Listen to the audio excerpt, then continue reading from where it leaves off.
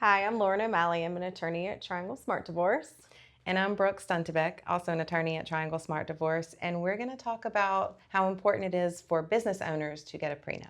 So in North Carolina, do business owners need a prenup? Absolutely.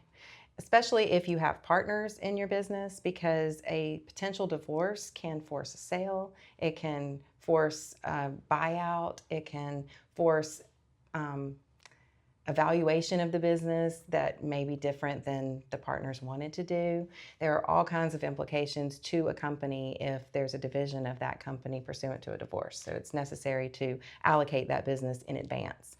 And are we only talking about certain businesses, or can any business? Is it important for any business to get a I think any business, because we don't know what the future holds for that business or what it's going to grow into, or on the flip side, fail, and what that debt will do to the marriage. So the business and its value or devaluation is clearly important regardless of what kind of business it is. It can be anything from a roofing company to a dentist's office to a regular LLC, anything. And even if you're just starting out, your business is maybe a year old, you still want to have it included if you're getting married, because like Brooke said, you don't know what is going to happen and if it's going to grow. You're potentially exposing your interest in the business, the value of it. And not just that, but if you have personal goodwill that you've put into this business, and the value of that versus the value of the actual shop that you have, whatever that is, that can also play a factor in what's divisible in a marriage, and determining that in advance, regardless of growth, benefits the business owner. Definitely get a prenup if you own a business. What is the risk if a business owner does not have a prenup? What is the risk? So if you don't have a prenup and there is a separation, first off, if a lawsuit's filed, the business has to be added as a party to the lawsuit. Partners may get pulled in. They may have to testify into court. You have to have business evaluations, which are costly, become very expensive, especially if there's a dispute on the business evaluation. You're going to have to get experts to come in and testify who did the business evaluation. Can get very expensive. You're also, any appreciation of the business during the marriage is marital.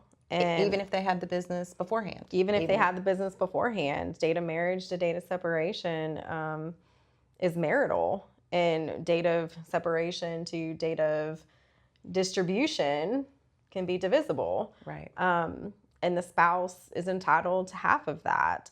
And I think the spouse could also potentially become an owner of the business. Different outcomes in court, if it's not something that can easily be divided, sometimes be forced to sell the business. Force a buyout. Force a buyout for less than what they could have gotten otherwise. It's a problem if they aren't protected. It's very messy. It's very messy, and can costly. Be costly, and you can be exposed to losing a lot. So when you're doing the financial disclosures in a prenup, and you have to put a value on the business, how do you come up with that value? Well, there are all different methodologies for a business valuation. You can pick one and use that throughout and agree that that's going to be the methodology you use. You can go ahead and get one in advance. You can agree upon a number in advance. The key thing is having an idea and a basis for the business initially. Regardless of how you get there, you use that methodology until the end. I think that's what's important. And I think most of the time people agree on a value.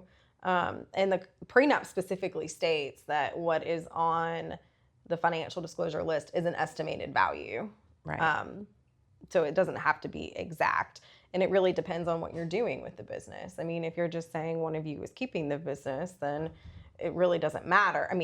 It matters. You want to be as accurate as possible, but as opposed to any growth that they're going to get. Like if it's a true method of determining growth, we need to agree on how we're going to do that before it gets to that point. I think that's the big reason to have a value or an agreed upon way to get to a value before you divide.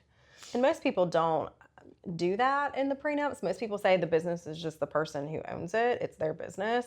But yeah, if you agree, okay, I'm going to give you, instead of what you'd be entitled to, half of the growth, I'll agree to give you 25% or 10%. I mean, you have to have a way to value what that is. And that's the big reason for having a business included in a prenup, is so you can pick these key factors to determine what that growth looks like or how to get to that value so that you can divide it in advance. I think that's the big reason for it.